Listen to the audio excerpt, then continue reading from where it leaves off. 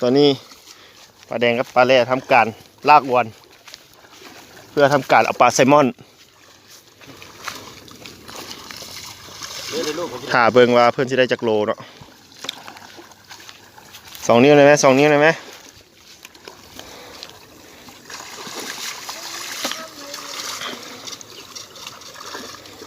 มันสุดยอดจริงๆวะสุดอ้าวสุดยอดโอ้เด้ปลาแดงกับปลาแร่ขณะนี้กำลังจะเอาแย่ไข่มดแดง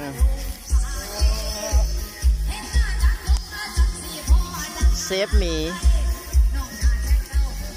อาหารสุดยอดอยู่เทิงยอดใหม่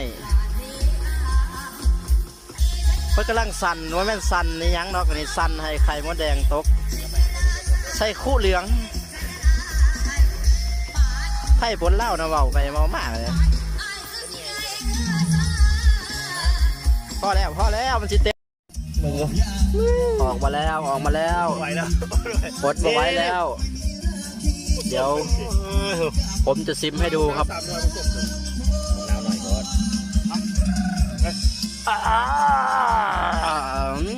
เบียร์เย็นๆลงไปเนาะเซฟแล้ว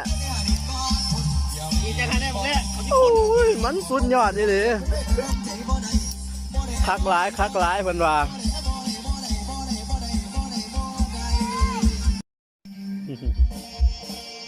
ก้อยปลาซิวพี่น้องอยู่ให้อยู่นะกินก้อยปลาซิวให้เบิ่งเด้อก้อยปลาซิว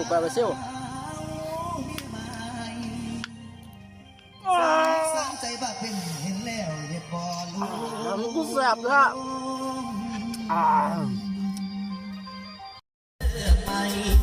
ขณะนี้ผมอยู่ที่ป่าเมซอนวิธีเอาตัวรอดของผมก็คือดื่มเบียร์ครับดื่มเบียร์ให้มีแรงผมก็ชอบ